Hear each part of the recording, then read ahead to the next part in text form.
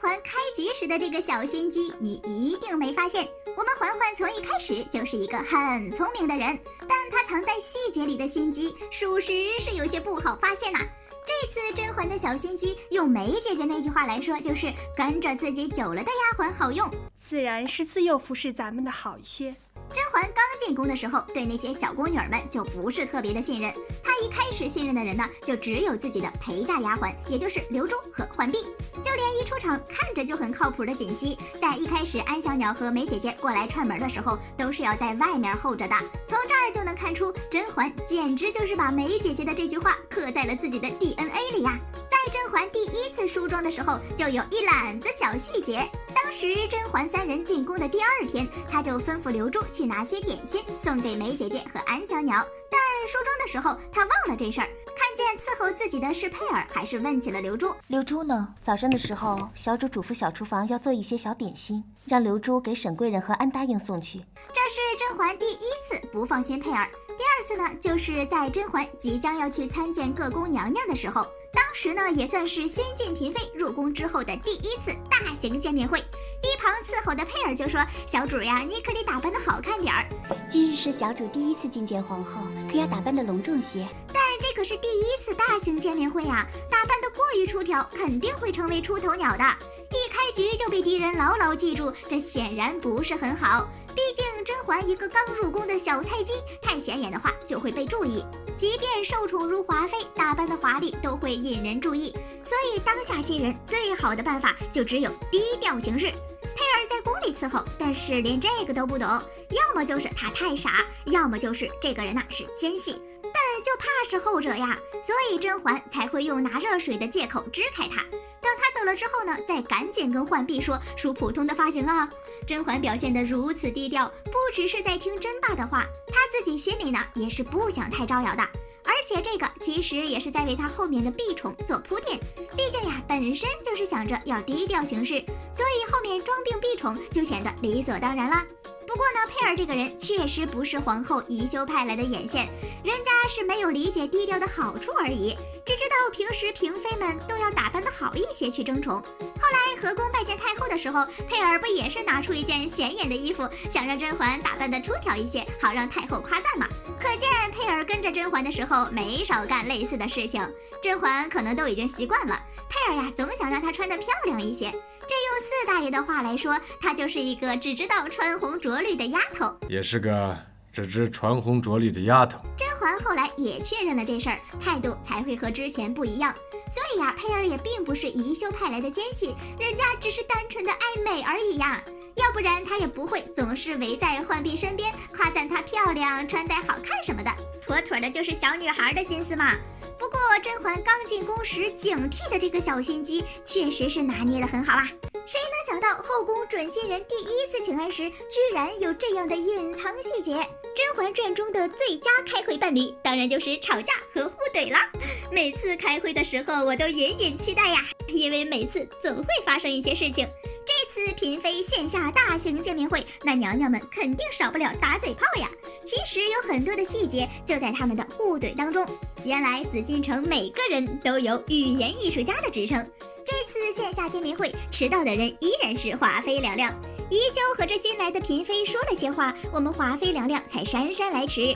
她一坐下，旁边的齐尔哈就问她是不是病了呀？华妃妹妹来得这么晚，是不是身体有什么不适啊？虽然这几个字都是关心的意思，但二哈这嘴里说出来就是在阴阳怪气儿的。这句话真正的意思是没病还敢迟到，我看你怎么说。可咱们华妃娘娘直接就说陪皇上陪晚了，今天呀皇上非不让她早起。皇上昨晚上看奏折看晚，本宫陪的就晚了点，今儿早上皇上偏不让本宫起得早。一方面呢在众人面前秀了个恩爱，另一方面又强行终止了这个话题。毕竟人家说迟到是因为四大爷，他们谁再多说一句，可就是对皇帝不满了。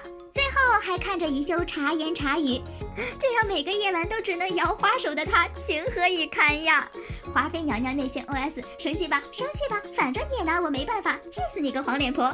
但接下来的宜修拿出了自己最擅长的引战技能，直接说这几个年轻漂亮的小妖精以后都会和你抢恩宠的。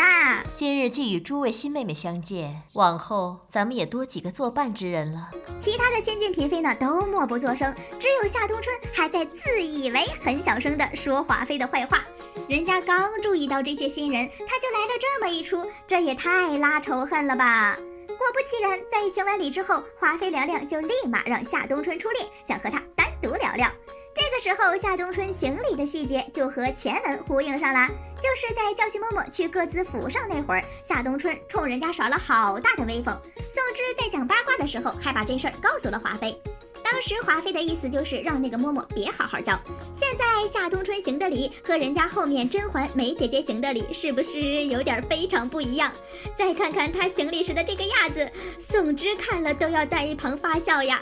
看来夏冬春的嬷嬷确实没好好教她，要不然她也不会连行礼都能行错。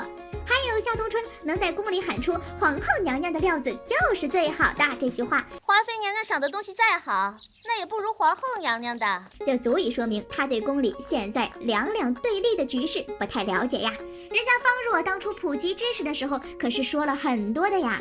但看样子夏冬春的教习嬷嬷只教了她一些基本知识，甚至连行礼都没有好好教。夏冬春这个嬷嬷怕不是在宫外带薪休假了吧？嫔妃大型线下见面会时，宜修和华妃的招兵买马，你看懂了吗？新人面基大会其实呢就是让大家过来正式请个安，新人和老人呢也都互相认认脸儿，避免以后在后宫碰到想请安却叫不上名字的尴尬境地。但当时的小新人还都什么都不懂呢，所以这当时的景仁宫其实就是一个小型人才市场，后宫的集团势力要在这个时候招兵买马。当时后宫是当红一线华妃和过气艺人皇后的 solo， 本来呢他俩是应该等着新人认完脸之后再开始抢人，但就在这几位新晋嫔妃向华妃行礼的时候，这场战争就拉开了序幕。人家这几位新人刚蹲下，华妃就开始和宜修说话，状似无意地说起自己耳朵上这翡翠耳坠。今年内务府送来的翠有些浮了，这呀是在给新人下马威呢，也是在展示自己。因为华妃说这话，又是说宜修老，又是说自己受宠权力大，想让小萌仙们即便是不选择华妃战队，也不敢加入和自己对立的宜修集团。宜修听了这话，微微一笑，选择用捧杀的方式解决。先是顺着他的意思说他在宫里受宠，地位高，后面一听华妃要送耳坠子给自己，立马提起自己新得的东珠。若皇后娘娘不嫌弃，臣妾就把这副耳环送给皇后娘娘吧。本宫新得了一对东珠，才吩咐制了耳环。这话翻译过来就是你受宠，你地位高，但我才是皇后，让新人们明白跟着这种集团干没有前途，还是和自己这正宫皇后一起生活才有盼头。在阐述自己地位的同时呢，还立了一个勤俭贤良的人设。说完之后，他还不忘赶紧让蹲下的新人们起来。跟华妃一对比，宜修这人设就已经在新人当中拉了一波好感呀。后来华妃着重找夏冬春、甄嬛、梅姐姐三个人唠嗑，这就明显的带了打压的意味了。甚至梅姐姐的一句话她都要挑刺儿，最后还是甄嬛紧急救场才结束了这个话题。可人家宜修只需要坐在上首，保持微笑，一个善良皇后的形象就又被立好啦。从这一点上看，好像华妃娘娘也不是很聪明的样子。虽然语言艺术这方面确实是拿捏的死死的，但丝毫不知道自己给人家当了立人设的垫脚石。她越跋扈嚣张，后宫的人呢就越觉得皇后娘娘真是哪儿都好，不然她怎么混了这么多年，狗腿子还只有2个呢？剩下的人虽说没有加入宜修集团，但会帮她一起对付华妃呀。真是没想到，甄嬛刚进宫的时候看似轻松，但实际上她却是在悄悄地防备着别人，在最短的时间内分辨出了谁可用谁不可用。华妃娘娘这边呢，每次对上宜修，表面上都是赢家，但实际上她输得最惨，自己呢还不知道。哎，真是不挖不知道，一挖吓一跳呀！好了，本期视频就到这里啦，宝宝们别忘了点赞评论哦，啾咪。